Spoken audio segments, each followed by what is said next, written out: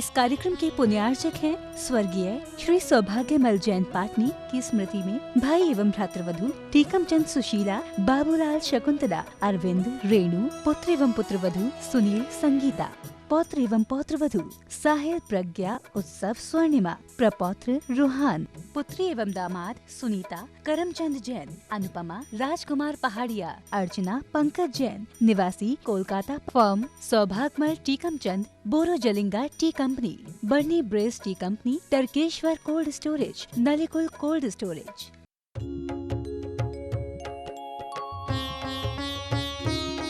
शक का समाधान। मेरा निवेदन है, ये हमारे पात्र सामने बैठे हुए कृपया आ जाएं इनके अभिनंदन के लिए। यज्ञ नायिका जी आप आ जाएं, आकर अभिनंदन करें, स्वागत करें। और महाराज श्री एक 10 वर्ष का बालक आज यहाँ आया है। टीवी पर उन्होंने जब जैन संस्कार की विधि को देखा तब से ये बालक घर के लोगों से जिद कर रहा, और आज प्रातः काल से अन्न का एक दाना भी उस बालक ने नहीं खाया है। और आज वो मुंडन करा करके यहाँ आया है कि या तो मेरे महाराज श्री से संस्कार करा दिए जाए या उनका आशीर्वाद प्रदान करा दिया जाए। आर्जव जैन, जैसी नगर से 10 वर्ष का ये बालक आ जाए कृपया उसको लेकर के।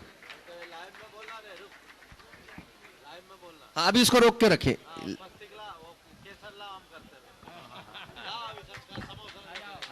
हाँ, ऊपर ले जाए उस बालक को। जी बिल्कुल। और हमारे बीच कुछ चिकित्सक गण उपस्थित हैं जिन्होंने अपनी सेवाएं इस पंच कल्याण में हमें प्रदान की है। डॉक्टर ऋषभ चौधरी जी साहिब, अध्यक्ष जैन डॉक्टर एसोसिएशन, उनको आमंत्रित कर रहा हूं। उनका अभिनंदन हम सभी लोग करेंगे और आपकी तालियां उनके अभिनंदन का साक्षी बनेंगे। मनीष नेता जी कृपया आप भी सहयोगी बने। डॉक्टर ऋषभ चौधरी जी का अभिनंदन और स्वागत हम सभी लोग करेंगे। आपकी तालियां बजती रहे, तालियों के साथ ही अभिनंदन होता रहे। डॉक्टर ऋषभ जी चौधरी जो जैन डॉक्टर एसोसिएशन के अध्यक्ष पद पर है और इस पंचकल्याणक महोत्सव में निरंतर उन्होंने अपनी सेवाएं हम सभी को प्रदान की है। इसी क्रम में डॉक्टर संजय जैन साहिब सचिव महोदय, जो कि अस्थि रोग विशेषज्ञ विक्टोरिया, उनका भी अभिनंदन हम सभी लोग करेंगे। डॉक्टर संजय जी साहिब कृपया जाए। इसी क्रम में डॉक्टर स्वप्निल जैन दंत रोग विशेषज्ञ, जो कि उप सचिव के पद पर पदासीन है, उन्हें भी हम आमंत्रित कर रहे हैं। वे आ जाए कृपया, हमारे सम्मान को स्वीकार करेंगे। डॉक्टर स्वप्निल जैन साहिब, डॉक्टर स्वप्निल जी उपस्थित हो गए, उनका भी अभिनंदन और स्वागत हम सभी लोग करेंगे। मनीष जी डॉक्टर स्वप्निल जी का भी अभिनंदन करें। महासंघ के दीपक जी चौधरी, अशोक जी फुग्गा साहिब, पंकज जी एमडी, पवन एलआईसी, मनोज जी, कुमार बीरेन, मोदी सभी जाए। डॉक्टर पीयूष जैन साहिब कैंसर रोग विशेषज्ञ हमारे बीच उपस्थित हैं, उन्हें हम आमंत्रित कर रहे हैं। ये जबलपुर के वो नामचीन चिकित्सक हैं जो अपनी सेवाएं निस्वार्थ रूप से इस पंचकल्याणक में हमें प्रदान करते रहे। डॉक्टर पीयूष जैन कैंसर रोग विशेषज्ञ, उनका भी अभिनंदन और स्वागत करें। विमल जी को दो। इसी क्रम में आ जाएंगे डॉक्टर नीरज जी, डॉक्टर शिल्पी जैन, डॉक्टर अनूप जी, सभी को मैं आमंत्रित कर रहा हूं, कृपया आ जाए ससम्मान निमंत्रित। और हम ब्रह्मचारी विमल जी से अब निवेदन करने जा रहे हैं। ब्रह्मचारी विमल जी, डॉक्टर नीरज जी को भी मैं निमंत्रित कर रहा हूं। डॉक्टर शिल्पी जी स्त्री रोग विशेषज्ञ हमारे बीच उपस्थित हैं। डॉक्टर अनूप जैन और ब्रह्मचारी विमल जी से निवेदन सत्र का शुभारंभ करें। एक सौभाग्यशाली बालक यहाँ आया। जयकार बोलिए पहले। बोलिए बोलिए देवादिदेव 1008 श्री आदिनाथ भगवान की जय जय जय। बोलिए गुणायतन प्रणेता, संघ का समाधान प्रवर्तक, भावना योग प्रवर्तक, प्रखर वक्ता, परम पूज्य 108 मुनिवर श्री प्रमाण सागर जी महाराज की जय जय जय। बोलिए परम पूज्य 108 मुनिवर श्री अरह सागर जी मुनिराज की जय जय जय। बोलिए पूज्य 105 आर्का रत्न दिलमती माता जी की जय जय जय। समसारी का संघ की जय जय जय। बंधुओं, यह बालक आज अपना संस्कार कराने के लिए प्रातः काल से ही उपवास की साधना में रत रह करके परसों नहीं आ पाया था किसी कारणवश से, और 3 दिन से परिवार वालों को परेशान कर रहा था। और ये जयश्री नगर सागर से आया है। जोरदार अभिनंदन कर दीजिए बंधु। इंतजार का फल मीठा होता है, ये साक्षात हो रहा है। इसे साक्षात गुरुदेव के हाथों से समूह शरण में बैठकर संस्कारित होने का सौभाग्य प्राप्त हुआ है। जोरदार करतल ध्वनि से इनके सौभाग्य की सराहना कीजिए बंधु।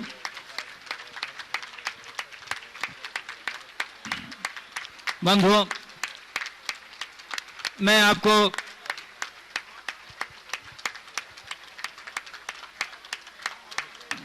विजय संस्कार का कार्यक्रम चल रहा है।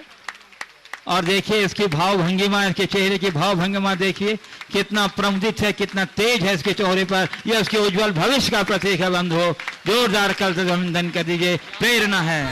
ओम। हाँ, ये बहुत भव्य जीव है, इसका बड़ा पुण्य प्रबल है। या आप देखिए इतने छोटे से बच्चे में, कितने साल के हो बेटा? 10 साल का बच्चा है और जयसी नगर यहाँ से लगभग 250 किलोमीटर दूर से अपने माता पिता को लेकर आया है। 3 दिन से लगा था और मुझे मालूम पड़ा कि आज सुबह से उपवास किया हुआ है केवल संस्कार पाने के। हमारी व्यस्तता के कारण मिल नहीं पाया, मुझे मिला और अभी जो इसके भाव में देख रहा हूं, निश्चित ये जिन शासन की उन्नति करेगा, धर्म धुरंधर बनेगा, कुलवर्धक बनेगा। जाओ आशीर्वाद, चले जाओ, निकल जाओ।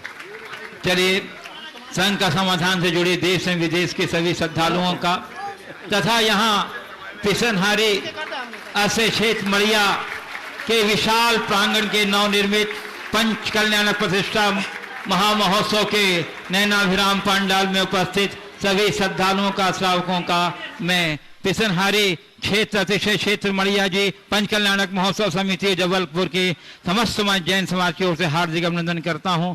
बंधुओं, मैं आपको लिए चलूं संघ का समाधान की ओर। इसके पूर्व हम सभी मिलकर के पूज्य देव के चरण कमलों में, जो आज समो शरण में गणधर परमेश्वर के रूप में विराजमान हैं, उनके चरणों में आज विशेष नतमस्तक होकर के उनका आशीर्वाद ग्रहण करेंगे। तो हाथ जोड़िए, मस्तक झुकाइए और बोलिए मेरे साथ, नमो श्री गुरुदेव, नमो श्री गुरुदेव, नमो श्री गुरुदेव।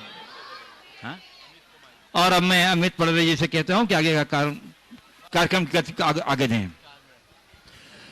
पूज्य मुनिश्री का पिसनहारी तीर्थ आगमन हुआ, पंच कल्याण की भूमिका बनी और मुनिश्री ने अपनी दिव्य दृष्टि में जब ये देखा कि अब ये जबलपुर की जैन समाज को देखते हुए पिसनहारी तीर्थ का परिसर भी अब छोटा दिखाई देता है, तब मुनिश्री के आशीर्वाद से और उनकी प्रेरणा से यहाँ पर 60 कमरों की एक विशाल धर्मशाला के निर्माण का प्रस्ताव यहाँ पर रखा गया। और मुनिश्री की ऐसी अनुकंपा हुई कि जैसे ही ये प्रस्ताव आया, लोगों तक चर्चा आई कि इन कमरों का निर्माण होना है, तो सबसे पहले तो राष्ट्रीय दिगंबर जैन युवा महासंघ आगे आया और उसने घोषणा की कि ये बिल्डिंग जो बनकर के तैयार होगी, इसके प्रथम तल का निर्माण राष्ट्रीय दिगंबर जैन युवा महासंघ के सदस्य मिलकर के करेंगे। और जब शेष महासंघ के सभी सदस्य सामने आ जाए कृपया। और फिर चर्चा आई कि जब 60 कमरों का निर्माण होना है तो और भी श्रेष्ठ श्रावक अपने सौभाग्य का यहां पर अर्जन कर सकते हैं। तब यह तय हुआ कि एक एक कमरे के लिए 3,51,000 रुपए की राशि निर्धारित की गई है। और पिसनहारी तीर्थ अब विश्वव्यापी तीर्थ बन चुका है, जिसे पूरा भारतवर्ष पारस और जिनवाणी चैनल के माध्यम से प्रतिदिन देख रहा है। अब इन 60 कमरों की धर्मशाला के बाद शायद ही भविष्य में कोई नए कमरों का निर्माण हो, लेकिन अभी जो श्रावक अपने कमरों का निर्माण कराना चाहे वो सभी लोग अपने नाम हम तक संप्रेषित कर सकते हैं। और भवन का नाम जो घोषित होने जा रहा है वो नाम पिसनहारी तीर्थ के सारे पदाधिकारियों ने निश्चित किया है, विद्या प्रमाण निकेतन। जोरदार करता था, जोरदार तालियों के साथ अनुमोदना करें आप सभी लोग। और ये बात होते होते कुछ कमरों की घोषणा के नाम भी हमारे बीच आ गए। एक नाम हमारे बीच संतोष भाई जी, सुनील कुमार, सुधीर भाई जी, न्यू लक्ष्मी भंडार गोल बाजार वालों का प्राप्त हो गया। 3,50,000 रुपए की राशि है। अपने स्थान पर खड़े होकर के गुरु चरणों में नमन करते चलेंगे जिन नामों की घोषणा हो रही है, और पूज्य गुरुदेव का आशीर्वाद सभी लोग प्राप्त करते चलेंगे। मात्र 3,51,000 रुपए की राशि के माध्यम से यह कमरा आप निर्माण कर सकते हैं और इस राशि को प्रदान करने के लिए आपके पास 2 वर्ष का समय होगा। 2 नाम हमारे बीच पिसनहारी तीर्थ के प्रधानमंत्री महोदय श्री राकेश चौधरी, मुकेश चौधरी, पलाश चौधरी जी का हमें प्राप्त हो गया है। तीसरा नाम राजेंद्र कुमार जी, अध्यक्ष महोदय पिसनहारी तीर्थ के, श्री राजेंद्र जी, अभय कुमार जी, तरुण कुमार जी जैन साइकिल परिवार वालों का प्राप्त हो गया। ताली बजाते चलेंगे आप सभी लोग इन नामों की अनुमोदना करें। चौथा नाम संजय जी अरिहंत, सिद्धांत जैन, उपाध्यक्ष श्री पिसनहारी तीर्थ, श्री जी गारमेंट, तिलक भूमि तलैया। तालियां बजाएं। एक नाम और हमारे बीच 5वां श्री सुकुमाल जैन, दर्पण जैन, दीपेश जैन का प्राप्त हो गया है। छठवां नाम श्री अनिल राजी पट्टम सौभाग्यशाली वालों का हमें प्राप्त हो गया। सातवां नाम प्रवीण संघई जी तेजमल संघई पनागर वालों का प्राप्त हो गया। और आठवां नाम doctor Amit Jain orthopaedic surgeon Kot वालों का प्राप्त हो गया है। और नौवां नाम श्री अरविंद जी राजा जो इस पंच कल्याणक महोत्सव में सौधर्मेंद्र की भूमिका में है, नौवां नाम उनका प्राप्त हो गया। 10वां नाम संतोष कुमार जी संतू भैया दीदी गारमेंट परिवार का हमें प्राप्त हो गया। और 11वां नाम राजकुमार जी जैन हुंडी दलाल सराभा वाले जो पंच कल्याणक महोत्सव में राजा श्रेयांश की भूमिका का निर्वहन कर रहे हैं। और 12वां नाम हमारे बीच आया हुआ है श्री देवेंद्र कुमार जी प्रकाश चंद जी गुलाब चंद जी जैन पायल गारमेंट परिवार का। 14वां नाम श्रीमती कमला जैन संजय जैन पप्पू जैन वैरायटी कलेक्शन गोरखपुर जबलपुर वालों का। पप्पू भैया कृपया पूज्य गुरुदेव के चरणों में नमन करें। 15वां नाम श्री राजेश कुमार जी जैन हिनौतिया वालों का वर्धमान स्टोर्स मुकादमगंज वालों का यह परिवार है। 16वां नाम श्री संजय कुमार शशांक कुमार नवीन टेंट परिवार। 17वां नाम श्री राय सेठ चंद्र कुमार जी जो इस पूरे महोत्सव के ध्वजारोहण करता थे। राय सेठ चंद्र कुमार जी आ जाए और पूज्य गुरुदेव को नमन करें। 18वां नाम श्री मुकेश जैन दीना भैया दिनेश कुमार सोमिल जैन लोहा वाले कमानिया गेट निवासी। 19वां नाम हमारे बीच हमें प्राप्त हुआ है सुनील कुमार जी जैन ट्रस्टी महोदय फर्म ज्ञानचंद प्रदीप कुमार अनिल जैन तिलक भूमि तरैया जो कि पसनारी तीर्थ के ट्रस्टी है। 20वां नाम हमें प्राप्त हो गया है मणि जैन जी की स्मृति में प्रमोद कुमार जी रितेश कुमार जी अरिहंत कलेक्शन परिवार का। और 21वां नाम हमें प्राप्त हो गया है राजू भाई रंगोली गारमेंट परिवार का। राय सेठ चंद्र कुमार जी आ जाएं, गुरु चरणों में नमन करें। 22वां नाम तन्मय जैन की स्मृति में संजय जैन संजय कैटरर्स परिवार में स्वीकृति हमें प्रदान की है। और 23वां नाम ऐसा है कि पसनहारी तीर्थ में जिन्होंने पूर्व में अध्यक्षीय कार्यकाल को पूर्ण किया, आज जो दादा राजेंद्र कुमार जी हम सभी की स्मृतियों में है। और उन दादाजी की स्मृति में उनके सुपुत्र पंकज जी श्रीमती प्रीति जैन फर मूलचंद दीपचंद परिवार ने एक और कमरे के निर्माण का सौभाग्य प्राप्त किया है। ये नाम की घोषणा बंद करो। राय सेठ जी आप लेट हो गए, आपकी गाड़ी लेट आई है, ये सारी घोषणाएं हो चुकी। और जिन लोगों को अपने नामों की घोषणा करनी होगी 23 कमरों के नाम घोषित हो चुके हैं। देखो ऐसा है, यहाँ की कमेटी ने कई दिनों से ऐसा मन बना लिया रखा था। राकेश भाई कहाँ है? बढ़िया कमेटी, हाँ अच्छा व्यवस्था में लगे। और कल ही मुझसे कहा, हमने कहा बहुत अच्छी बात है, लोगों से चर्चा करो। मुझे बहुत प्रसन्नता है कि इन लोगों ने कई लोगों से संपर्क करके नाम लिया।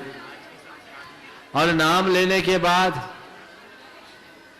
महासंघ के उदार कार्यकर्ताओं के मन में आया, जिसमें से पहले 3, 4, 5 नाम आ चुके थे। तो महासंघ के मन में आया कि जब हम शिखरजी में पूरी बिल्डिंग बना सकते हैं तो मड़िया में एक फ्लोर क्यों नहीं।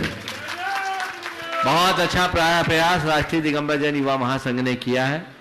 एक फ्लोर है, इसमें जो महासंघ के जुड़े हुए लोग हैं उन सबका सहयोग होगा और महासंघ अपने संसाधनों से एक फ्लोर पूरा बनाने का संकल्प लिया। बहुत अच्छी चीज है। ये भवन को ऐसा बनाओ जो आज के हिसाब से बहुत उपयोगी हो और क्षेत्र की कमी की पूर्ति कर सके। जबलपुर जैसे शहर का अब मड़िया जी तो हृदय स्थल हो गया और ऐसे कार्य के लिए कार्य हुआ, बहुत अच्छा है। आगे की बात करें। पूज्य महाराज श्री जी, हम सबका ये निवेदन है कि कल प्रातः 8 बजे का जब समय हो तो आपकी सन्निधि हम सबको प्राप्त हो और इस भवन के लिए शिलान्यास का कार्यक्रम आपके सानिध्य में हम सभी लोग करें, उसके लिए शुभाशीष प्रदान करें महाराज श्री। और जो लोग उन कमरों के निर्माण की स्वीकृति प्रदान करना चाहें वो सभी लोग अपने नाम हम तक संप्रेषित कर देंगे।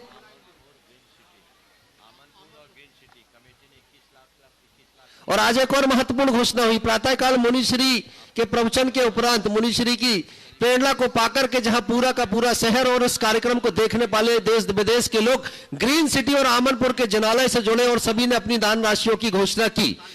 और आज यहाँ की पंच कल्याणक समिति ने भी एक घोषणा कर दी है पूज्य मुनिश्री के समक्ष कि समिति के माध्यम से 21 लाख रुपए की राशि ग्रीन सिटी के जनालय को प्रदान की जाएगी और 21 लाख रुपए की राशि आमनपुर के जनालय के लिए समर्पित की जाएगी। एक बार जोरदार तालियां इनके भावों की सराहना के लिए। 50 लाख से ऊपर पहुंचे क्योंकि अभी भी ये पर्चियां मेरे हाथ में, ये आने का क्रम बंदी नहीं हो रहा। महाराज श्री अखिल भारत वर्षीय दिगंबर जैन महिला परिषद शाखा दराई हनुमान ताल ने 11,000 रुपए राशि घोषित कर दी। अनूप जी, आयुष कुमार जी, एम्प्रेस साड़ी परिवार ने 11,000 रुपए राशि की घोषणा कर दी। और इसी क्रम में पर्व सुनाना जैन ने हैदराबाद से 11,000 रुपए राशि की घोषणा इन दोनों जनालय के लिए की है। तो मेरा निवेदन, और जो लोग अपनी राशि घोषित करना चाहें वो सभी लोग अपने नाम हम तक संप्रेषित कर देंगे। और मुकेश जी चावल वालों ने 11,000 रुपए राशि की घोषणा कर दी है, और अभी भी आप सभी के नाम आमंत्रित हैं। पंडित सुदर्शन जी शास्त्री, इनके माध्यम से भी 11,000 रुपए राशि की घोषणा हुई है। जोरदार तालियां सभी लोग बजा दें। और जो लोग अपने नाम संप्रेषित करना चाहें और सहभागी बनना चाहें वो सभी लोग कृपया शीघ्रता करेंगे।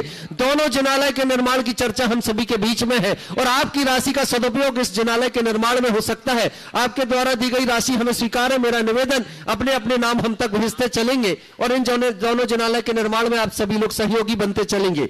और जो भी लोग अपने नाम भेजना चाहें कृपया शीघ्रता से भेजेंगे।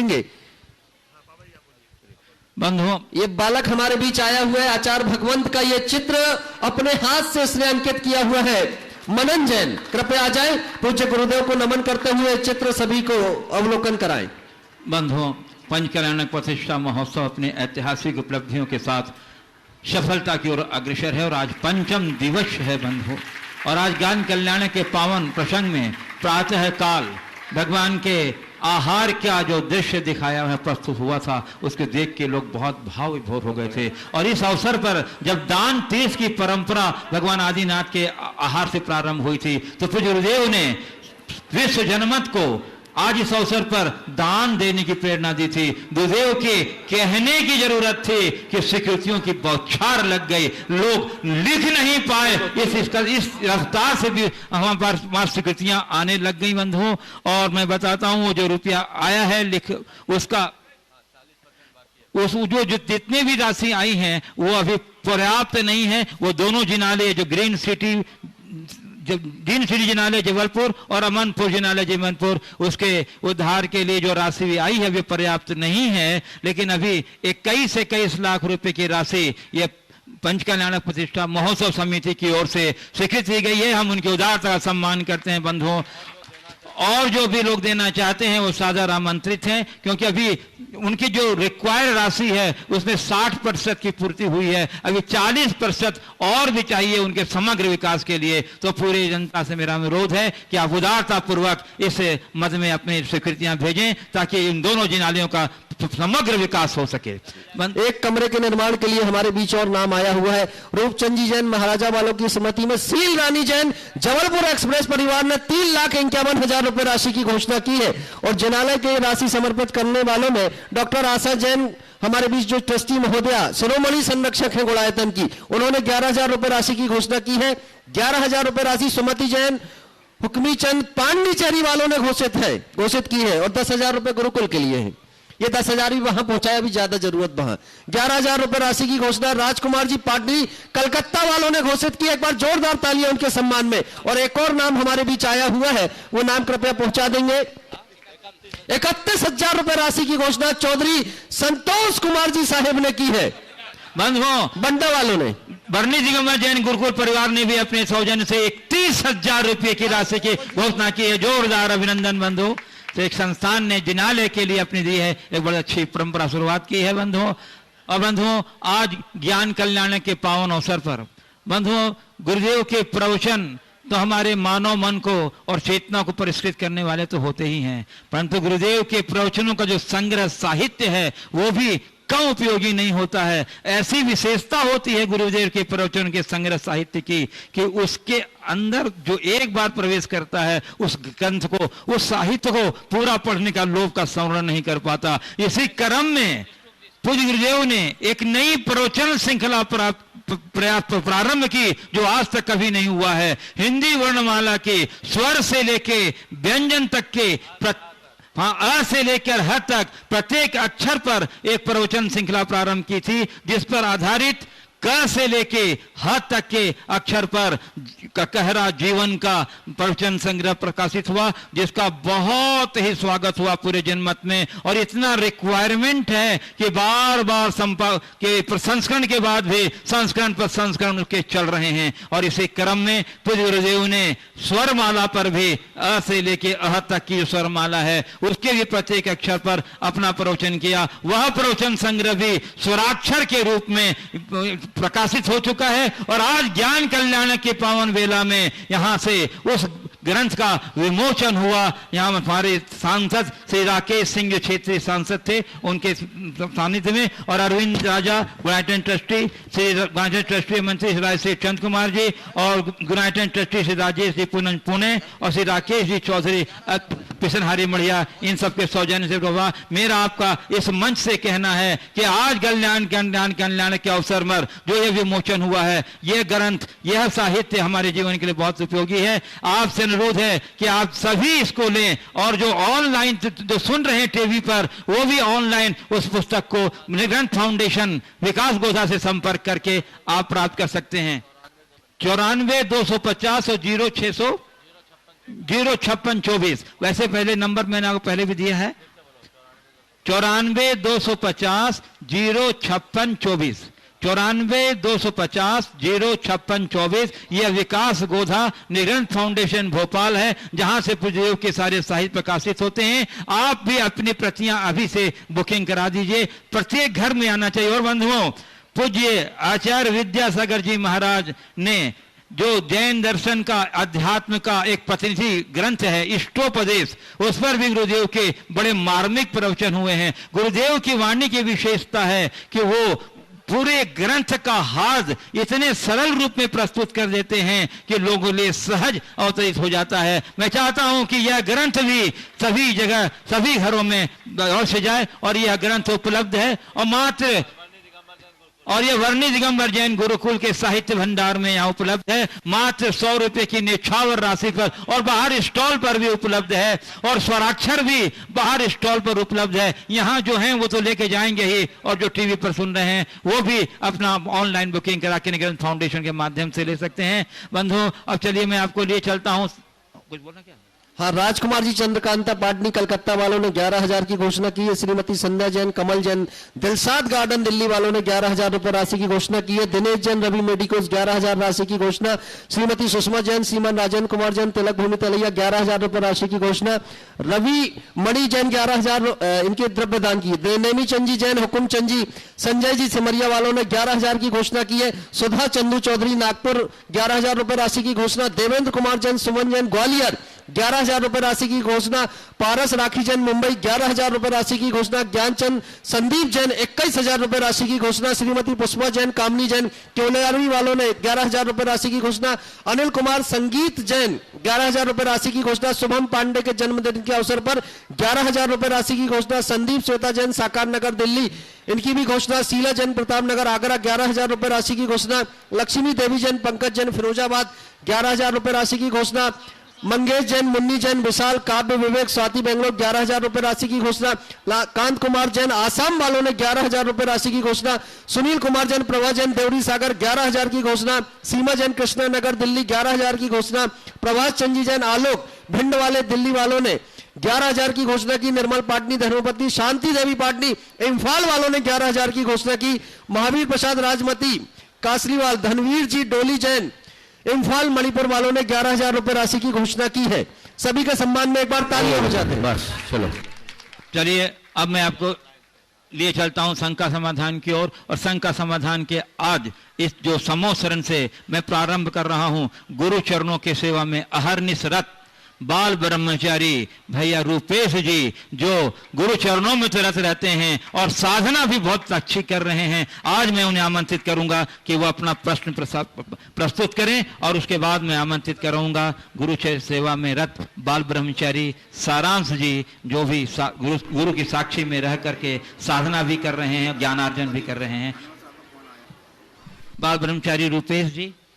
नमोस्तु गुरुदेव। सिद्धों की करुणा और संसारी प्राणियों की करुणा में क्या अंतर है? बहुत अच्छा सवाल किया है। करुणा हमारा स्वभाव है, ये आत्मा का स्वभाव है। लेकिन जिनके अंदर मोह विकार होता है वे करुणा करते हैं, और जो मोह मुक्त होते हैं उनसे करुणा झरती है। तो हम आप जैसे जितने भी संसारी प्राणी हैं, हमारी करुणा एक क्रिया है, और परमात्मा जो मोह मुक्त है उनकी करुणा एक परिणति है, वो उनका स्वभाव है। तो आत्मा के स्वभाव रूप करुणा को परम ब्रह्म कहा गया है। ये वीतराग अवस्था में ही प्रकट होता है। इसलिए हम सबको करुणा को अपने जीव का आदर्श मानकर चलना चाहिए। मैं आमंत्रित कर रहा हूं बाल ब्रह्मचारी सारांश जी, 22 वर्षीय युवा बाल ब्रह्मचारी, कठोर साधना में रत है और जो जयपुर का रहने वाला है और ज्ञान आराधना भी बहुत तगड़ी थ्योपसम के साथ कर रहा है। बड़ी भावी उम्मीद है इनसे हमारी जिन धर्म की प्रभावना में। सारांश जी, और उसके बाद तैयार रहेंगे नमोस्तु पूज्य गुरुदेव। उसके बाद प्रश्न ये है, प्रश्न ये है कि आत्म प्रशंसा में अधिकतर देखा जाता है कि साधक लोकेशना में फंस जाता है। उस आत्म प्रशंसा से कैसे बचें, कृपया समाधान करें। नमोस्तु। देखो, आत्म प्रशंसा तो एक बहुत बड़ी दुर्बलता है। आत्म प्रशंसा तो कभी करनी ही नहीं चाहिए। आत्म प्रशंसा को हमारे शास्त्रों में कापोतलेशा का लक्षण कहा, यानी बड़े उथले व्यक्तित्व की पहचान है। अपने मुंह मियाँ मिट्ठू कभी मत बनो। अगर मेरी अच्छाई की गीत दुनिया गावे तो वो मेरा गुण है, और अपनी अच्छाइयों का बखान मुझे मेरे मुख से खुद करना पड़े तो ये मेरा दोष है।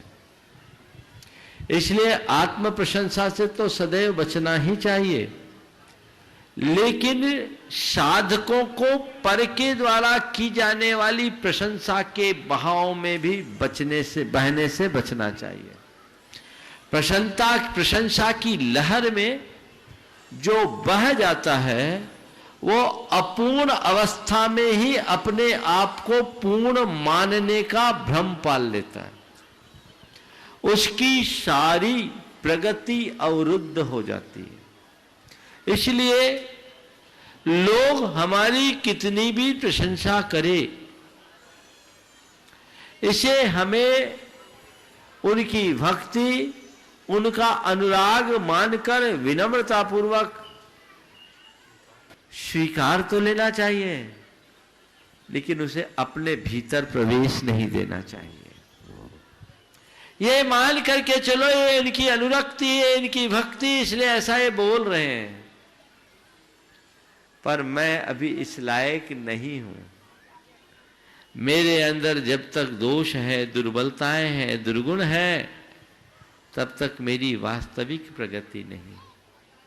ये दृष्टि जब विकसित होगी तभी अपने बड़े लक्ष्य को प्राप्त किया जा सकता है, इसके अभाव में नहीं।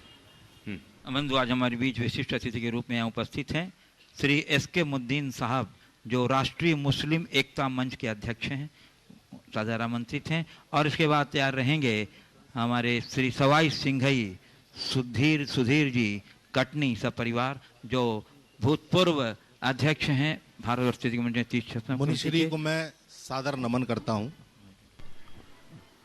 मेरे मन में एक प्रश्न है, वो जीवन मृत्यु के सत्य को लेकर है। मैंने एक जगह पढ़ा कि जो कल थे वो आज नहीं है, जो आज हैं वो कल नहीं होंगे। होने न होने का ये क्रम यूं ही चलता रहेगा। हम हैं, हम रहेंगे, ये भ्रम भी सदा पलता रहेगा। बहुत सुंदर। सत्य क्या है, होना या ना होना, या दोनों ही सत्य है? जो है उसका होना सत्य है, जो नहीं है उसका ना होना सत्य है। तो मैं यहीं जाकर थोड़ा सा भ्रमित हो गया कि सत्य जो है वो है, जो नहीं है वो है। देखिए, आपकी पंक्ति का उत्तर मैं 2 पंक्तियों से कहता हूँ। है कहूँ तो नहीं है, और नहीं कहूँ तो है। है कहूँ तो नहीं है, नहीं कहूँ तो है और नहीं के बीच में जो कुछ है सो है। समझिए, अब इसे थोड़ा अनेकांत से समझिए। जो कल था वो आज नहीं, जो आज है वो कल नहीं रहेगा। किसी दृष्टि से ये एक बड़ा सच है। हम अगर अपने बाहरी चोला को देखते हैं तो ये पल पल बदल रहा है। ये परिवर्तन धर्म है। बचपन से लेकर अब तक की अपनी अवस्थाओं की तरफ दृष्टिपात करें, हमारे कितने चित्र बदल जाएंगे। ये परिवर्तन है ना। लेकिन हमारी स्मृतियां, हमारी अनुभूतियां क्या कह रही है? हम है तो वही। मैं ही बच्चा था, मैं ही युवा हुआ, मैं ही प्रौढ़ हुआ, कल बूढ़ा होऊंगा और उसके बाद ये देह भी छूटेगी, लोग मुझे मृत घोषित करेंगे। तो ये जो मैं है वो कौन है? तन बदलता है, चेतन अपरिवर्तित रहता है। समझ गए? तो हमें तन नहीं, चेतन को शाश्वत मानना और ये ऊपर की चीजें करनी। समझ गए? अमर सत्य को बदल मिटा न सकता कोई परिवर्तन है। अमर सत्य को मिटा न सकता कोई परिवर्तन है। बचपन, यौवन और बुढ़ापा सब तन की उतरन है। समझ? आमंत्रित कर रहा हूं सवाई सिकंदर जी, जिन्हें आज सौभाग्य प्राप्त हुआ इस समोत्सरण के उद्घाटन का। गुणायतन ट्रस्टी भी हैं और भारतवर्षीय त्रिक्षेत्र कमेटी के पूर्व अध्यक्ष भी रह चुके हैं। उसके बाद तैयार रहेंगे गुणायतन के शिरोमणि संरक्षक श्री अनुराग जी सोधिया, गढ़ाकोटा। नमोस्तु गुरुवर। मैं आज अपनी इस संस्कार धानी जबलपुर का होने के नाते आपसे ये प्रश्न कर रहा हूं गुरुवर कि ये पहला पंच कल्याणक मैंने अपने इस 75 वर्ष की अवस्था में देखा है, जिसमें गर्भ के संस्कार हुए, जिसमें जन्म के संस्कार हुए, जिसमें विवाह के धार्मिक संस्कारों पर बात हुई, जिस पर समाज की कुरीतियों पर बात हुई। गुरुवर, आज समोसरण में आप विराजमान हैं।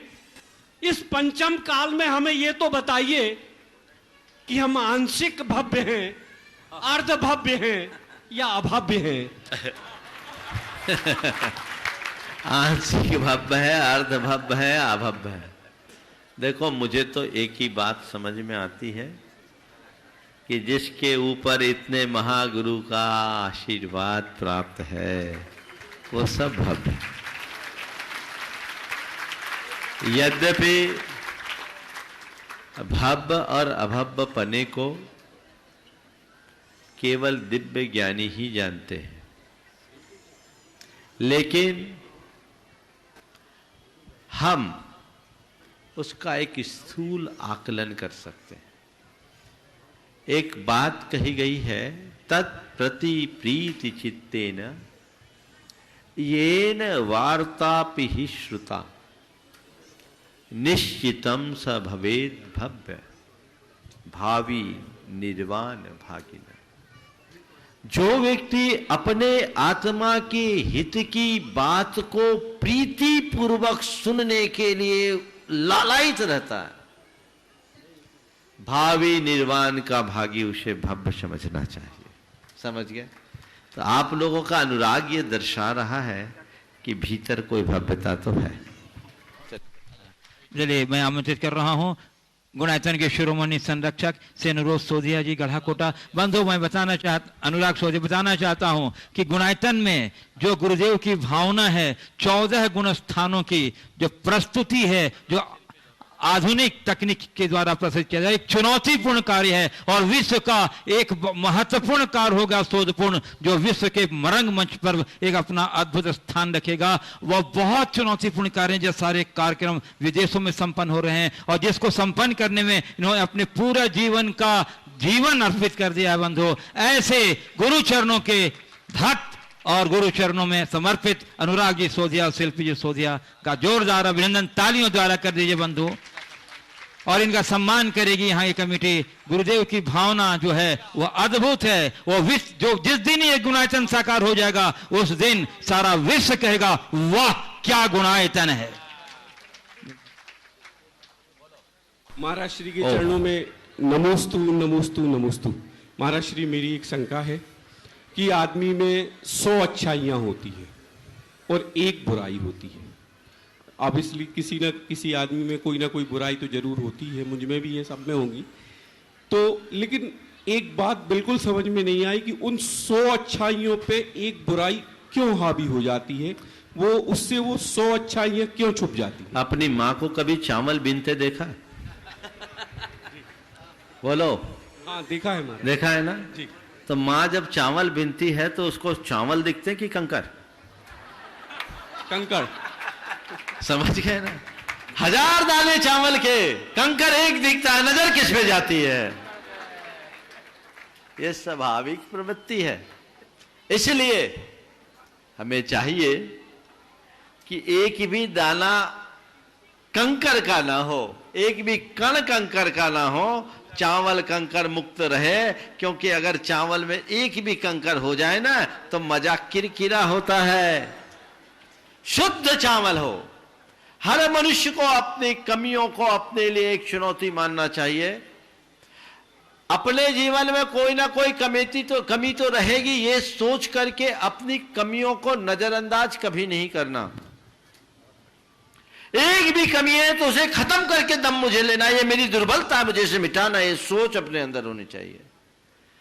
और हाँ, किसी दूसरे के भीतर कोई कमी दिख जाए तो कहो इस धरती में इंसान में कमियां तो होती ही है, भगवान थोड़ी है, एक भगवान है जिनके अंदर कोई कमी नहीं होती। ऐसा दृष्टिकोण रखना चाहिए।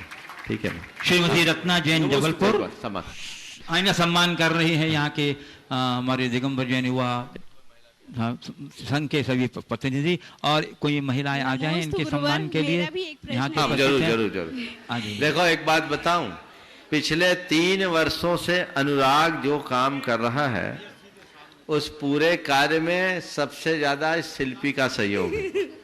जो व्यक्ति एक हफ्ता तक अपनी धर्मपत्नी की शक्ल न देख पाए और उसकी धर्मपत्नी उसे प्रोत्साहित करते रहे कि आप अच्छा काम कर रहे, करो, तो सोच लो कितनी सराहनीय बात है। इन लोगों का जो काम अभी चल रहा है, कई कई दिन तक ये सोती नहीं है। 20-20, 22-22 घंटे की वर्किंग है और इसमें इनकी धर्मपत्नी का बहुत अच्छा सहयोग है। मैं आशीर्वाद दे रहा हूं, इतिहास की रचना ऐसी ही होती है। पूछो सवाल। हाँ। नमोस्तु गुरुवर, ये सब आपका आशीर्वाद है। हाँ। हमारा तो कुछ भी नहीं है। हाँ, सवाल करो। हाँ। बस महाराज जी, मैंने यहाँ आई तो मैंने देखा लाखों की संख्या में लोग आ रहे हैं, जा रहे हैं, कहीं ना कहीं इनका श्रद्धा भाव जुड़ा है। पर महाराज जी, इस धर्म में कहीं तो आडंबर दिखता है और कहीं आडंबर का धर्म दिखता है। तो महाराज जी, इस ज्ञान कल्याणक के महोत्सव में हमें कुछ ऐसी राह बताएं कि हम संसारी जीव भी इस संसारी पथ को चलते हुए ज्ञान, परम ज्ञान को प्राप्त करें। नमोस्तु। देखिए, कहीं आडंबर दिखता है, कहीं धर्म का आडंबर दिखता है। बात सही है, आडंबर तो होता है, ये होगा, पर हमें क्या करना है?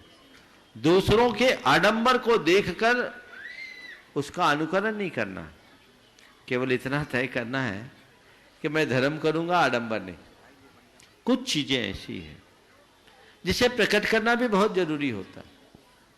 कभी कभी लोग आडंबर आडंबर कह करके उसका निषेध करते हैं, लेकिन ऐसा नहीं है। आडंबर कई जगह दिखना भी चाहिए।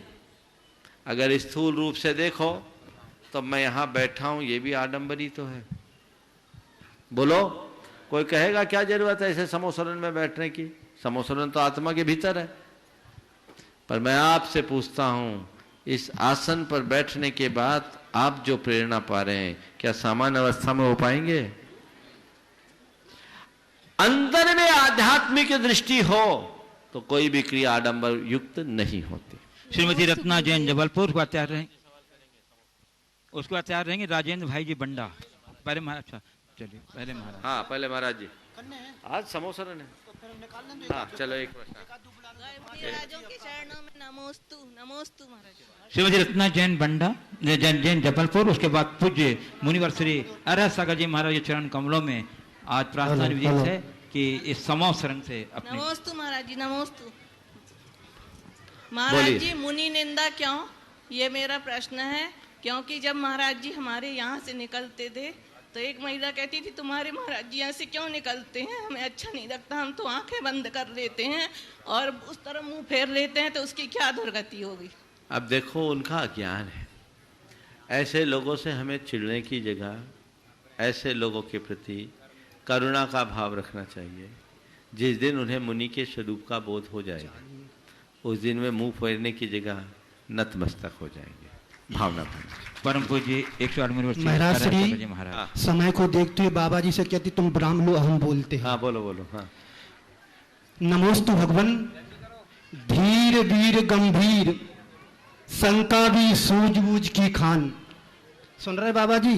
हाँ हाँ बोलो बोलो। धीर वीर गंभीर शंका भी सूझबूझ की खान, करे असंभव को भी संभव समाधान प्रधान। वाह। अब महाराज श्री बहुत दिन के बाद मौका मिला है तो बोल लेने दीजिए। हाँ बोलो बोलो बोलो, स्वागत, चलने दो। हाँ सरकार देश सुंदर बना सकती है, सरकार देश सुंदर बना सकती है। देश कैसे खूबसूरत बनेगा, सड़कें कैसे सुंदर बनेगी, हवाई अड्डे कैसे अच्छे बनेंगे, रोटी कैसे मिलेगी, ये सरकार का काम है, ये सरकार कर सकती है। पर महाराज श्री आपसे कहना है लेकिन इंसानियत कैसे खूबसूरत बनेगी, आपका क्या मार्गदर्शन है इस विषय पर? आपके प्रश्न का उत्तर विनोबा जी के एक वाक्य से मैं देना चाहूंगा। स्वागत है। विनोबा जी ने एक जगह लिखा, एक बार तालियां हो जाए। ओ हाँ, विनोबा जी ने एक जगह लिखा, सरकार कानून के बल पर वेश्यावृत्ति को रोक सकती है। सरकार कानून के बल पर वेश्यावृत्ति को रोक सकती है, पर हर स्त्री में मां, बहन और बेटी जैसी पवित्र दृष्टि लाना केवल धर्म का काम है। बहुत सुंदर, बहुत सुंदर। तो जिस दिन मनुष्य धर्म से जुड़ जाएगा उसके जीवन में इंसानियत स्वतः प्रतिष्ठित हो जाएगी। नमोस्तु भगवान, नमोस्तु भगवान। श्री बंधुओं, अनुभव शराफ भोपाल जो गुणायतन के ट्रस्टी हैं और राष्ट्रीय प्रचार मंत्री हैं गुणायतन के, उन्होंने आज इस आहार दान के अवसर पर 21,000 रुपये की राशि प्रदान की है। हम आपकी उदारता का बहुत बहुत सम्मान करते हैं। और राजेंद्र भाई जी बंडा आ जाएं। बोलो बोलो भाई जी, माइक। मुनिदय के चरणों में बारंबार राजेंद्र भाई जी बंडा का बोलो बोलो। नमोस्तु नमोस्तु नमोस्तु। मंच पे विराजित, जल्दी सवाल करो, गाड़ी छूटने वाली है। माता जी, महाराज जी 10 लक्षण पूजन में अक्सर कर पढ़ते हैं, आपन पूत स्वपास न पेखो, आपन पूत स्वपास न पेखो।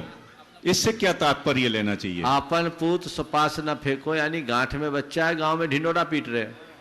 आपन पूत बेटा अपने ही है और अपने कांख में है, पास में है, तुम उसको नहीं देख रहे, दूसरे की तरफ देख रहे हो।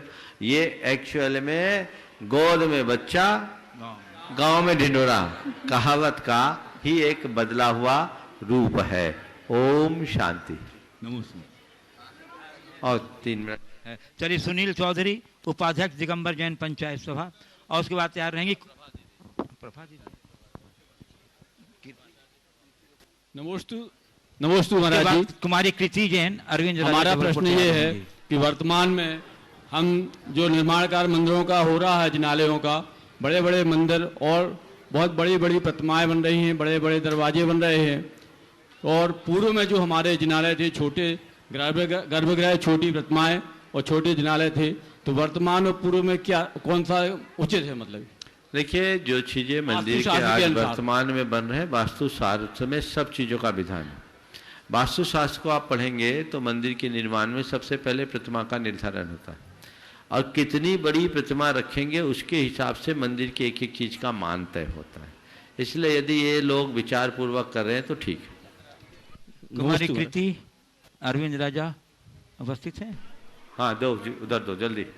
जिन्हें नीलांजना का नृत्य करने का सौभाग्य प्राप्त हुआ था और अतिशम भागवत में बहुत सक्रियता से अपना योगदान दे रही है। और इसके बाद नमोस्तु गुरुवर के चरणों में नमोस्तु नमोस्तु नमोस्तु। और इसके बाद महान यज्ञ नायक परिवार तैयार रहेंगे। गुरुवर, क्षमता के विकास में परिस्थितियों का योगदान होता है या योग्यता का? हमें अपनी क्षमता के विकास के लिए किस प्रकार पुरुषार्थ करना चाहिए? अपनी क्षमता के विकास में परिस्थितियों का योगदान या योग्यता का? मेरी मान्यता के अनुसार क्षमता के विकास में परिस्थितियों और योग्यता से भी बड़ी भूमिका मन के संकल्प की है। अगर हम संकल्प जगा लें और अपनी शक्ति को उस दिशा में नियोजित कर लें तो हम अपनी समस्त क्षमताओं को, योग्यताओं को विकसित कर सकते हैं। ओम महायज्ञ शांति। नायक वरजा सोम परिवार हो गया आशीर्वाद। चलिए, अब मैं अगले प्रश्न के लिए आमंत्रित कर रहा हूँ ब्रह्मचारिणी बहन उषा दीदी ब्राह्मी आश्रम, और उसके बाद तैयार रहेंगी ब्रह्मचारिणी बहन पुष्पा दीदी। पूज्य मुनि श्री के चरणों में बारंबार नमोस्तु नमोस्तु नमोस्तु।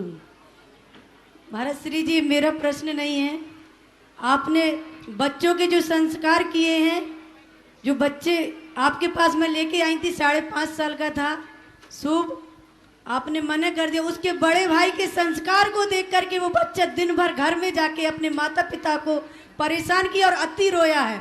वो क्या कह रहा है कि देखिए मेरे बड़े भाई के संस्कार हो गए और मुनि श्री ने उसको दीक्षा दे दी, मेरी कब दीक्षा होगी? और एक बात देखिए, उसने सिर के ऊपर जो सातिया देखा है, स्वस्तिक देखा है, उसको देख के वो कह रहा है कि महाराज ने पूरा पावर उसी को दे दिया। उसको बोलो बेटा तुम भी अधीर मत हो, जब तुम उसके लायक हो जाओगे, 8 साल के होगे तो तुम्हें भी वो पावर मिलेगी। बहुत अच्छा, चलिए। ब्रह्मचारिणी बहन पुष्पा दीदी, उसके बाद ब्राह्मी विद्या आश्रम की संचालिका मणिबाई जी। बोलो। परम पूज्य मुनिद्वय के चरणों में कोटिशः नमोस्तु नमोस्तु नमोस्तु। मुनिश्री जी, आज भगवान को केवल ज्ञान हुआ, इस केवल ज्ञान की इतनी महिमा क्यों है? क्या जगत के जो जीव हैं उनके केवल ज्ञान में जो आता है वैसा नहीं जानते हैं, इसलिए उसकी महिमा है? या भगवान ने ऐसा क्या जाना है और विश्व को क्या दिया है जिससे भगवान के केवल ज्ञान की इतनी महिमा है? मैं आपसे पूछता हूँ, सूर्य की महिमा क्यों है? सूर्य की महिमा क्यों है? अंधकार की। क्योंकि वो प्रकाश देता है। प्रकाश तो जो एक छोटे से जग को प्रकाश देता है और कुल 10-12 घंटे के लिए देता है, जब उसकी इतनी महिमा है तो 3 लोक को प्रकाशित करने वाले शाश्वत प्रकाश की महिमा क्या नहीं है? केवल ज्ञान आत्मा का दिव्य प्रकाश है जो चेतना के केंद्रीकरण से प्रकट होता है। ध्यान साधना में निमग्न साधक अपने आत्मा में छाए कर्म की धुंध को जब उड़ाते हैं तब भीतर से कैवल्य का प्रकाश प्रकट होता है। हम आप सबके भीतर वो प्रकाश है, लेकिन हमें उसका एहसास नहीं है, और जिन्हें एहसास भी है तो उसके लिए प्रयास नहीं है। हम सबको चाहिए कि हम अपने भीतर के प्रकाश को पहचाने, उसका एहसास करें और उसको पाने के लिए सतत अभ्यास करते हुए प्रयास करें, तब ये उपलब्धि होगी। आज हम लोगों ने भगवान का केवल ज्ञान महा महोत्सव मनाया, वो उनके अनेक भवों की साधना का फल था।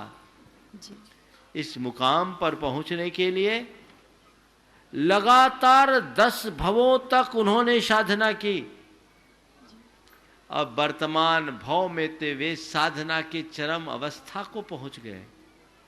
जिस दिन हम उस अवस्था को हासिल करेंगे, हम भी कैवल्य से प्रकाशित हो सकेंगे, हमारे भीतर भी वो कैवल्य की प्रभा विकसित हो। नमोस्तु। मणिबाई जी, ब्राह्मी आश्रम की संचालिका जिन्होंने पूरा जीवन उत्सर्ग कर दिया है इस ब्राह्मी आश्रम को संचालित करने में, और इनके निर्देशन में, इनके देख रेख में कई बहनें तैयार हुई हैं मोक्ष मार्ग पर। एक बार जोरदार करतल ध्वनि से हमारे भाई जी का अभिनंदन करिए। और इसके बाद पूज्य आर्का दृढ़मती माता जी के संघस्थ बहन सविता जी मुंगावली। नमोस्तु महाराज जी, नमोस्तु महाराज जी, नमोस्तु महाराज जी, नमोस्तु महाराज जी। बोलो महाराज जी। हाँ। हमारा ये प्रश्न है कि आजकल छोटी छोटी बातों में इतनी कषाय हो जाती है, सहनशीलता नहीं है। सहनशीलता के बिना सारा एक गृहस्थ हो चाहे कोई भी हो, हमारा ड्रेस तो बदल जाता है, लेकिन अगर एड्रेस नहीं बदला तो हमारा कल्याण नहीं होगा। बहुत अच्छी बात आपने की है। और एक दिन गुरुदेव ने इसी मड़िया जी में प्रतिक्रमण का अर्थ समझाते हुए हम लोगों से कहा था, 1989 की बात है, कि केस लोच की पीड़ा तो हंसते हंसते सह लेते हो, साधर्मी की दो बात सहन क्यों नहीं होते। बात बहुत गंभीर है और समझने की है। जब तक मनुष्य के हृदय में सहिष्णुता का भाव विकसित नहीं होगा तब तक वह सच्चा साधक बन ही नहीं सकता। हमें अपने अंदर सहनशीलता बढ़ानी चाहिए। सोच में सकारात्मकता और आत्मनियंत्रण की क्षमता जब मनुष्य के हृदय में विकसित होती है तब वो अपने आप सहनशील बनने लगता है, और उसकी सहनशीलता जितनी अधिक बढ़ती है उसके अंदर की क्षमता भी उतनी ही अधिक बढ़ती है। इसलिए धर्म के अंतरंग पक्ष को समझना चाहिए। धर्म क्रिया का नाम नहीं, धर्म भाव का नाम है। आचार्य कुंद की इस उक्ति को सदैव याद रखना चाहिए। मोह खोह विहीनो परिणामो अपनोहु शमो। मोह और क्षोभ से रहित आत्मा का शांत परिणाम ही वास्तविक धर्म है। वो धर्म आए तो हमारे जीवन का मजा है।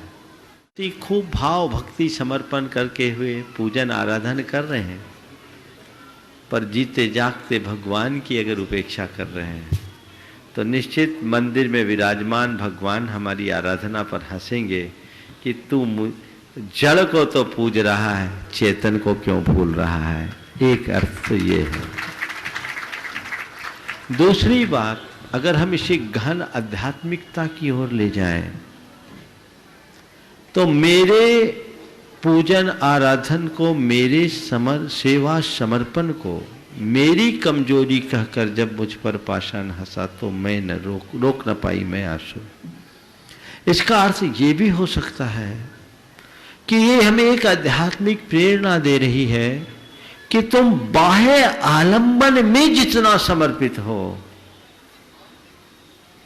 काश अपने भीतर बैठे भगवान के प्रति समर्पित हो जाते तो फिर आराध्य और आराधक का भेद ही समाप्त हो जाता।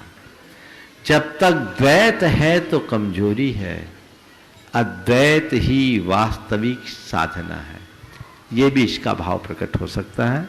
इसे और भी अनेक एंगल से देखा जा सकता है। नमस्ते। ब्रह्मचारी श्री जिनेश भैया जी जो अधिष्ठाता हैं वर्णी दिगंबर जैन गुरुकुल के।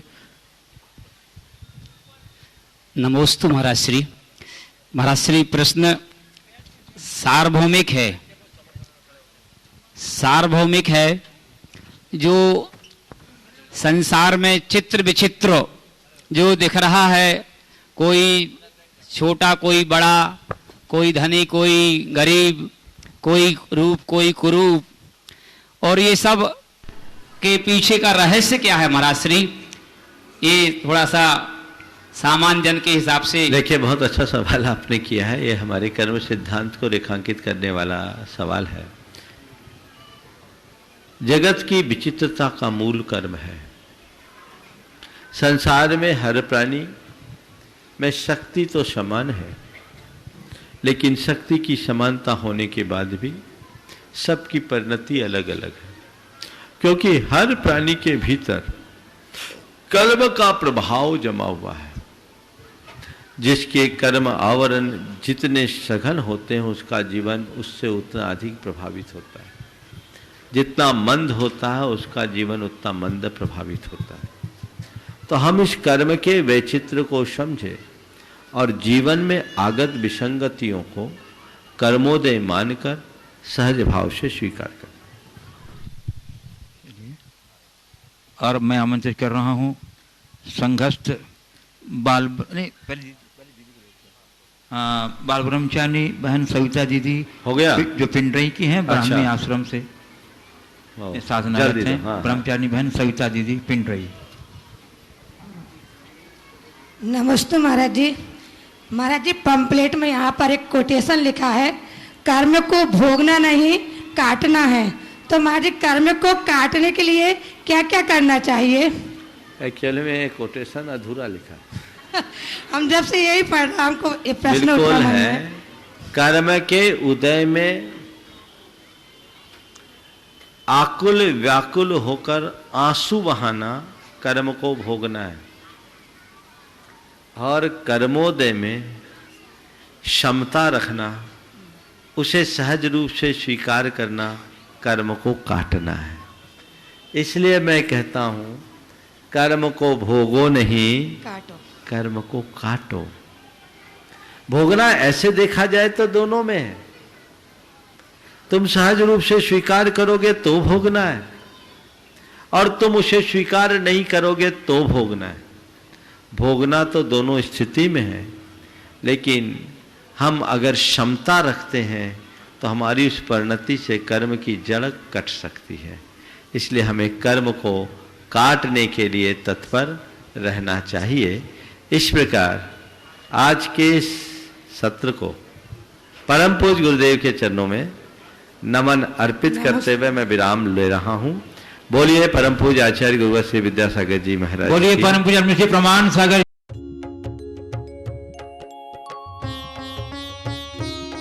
शंका समाधान।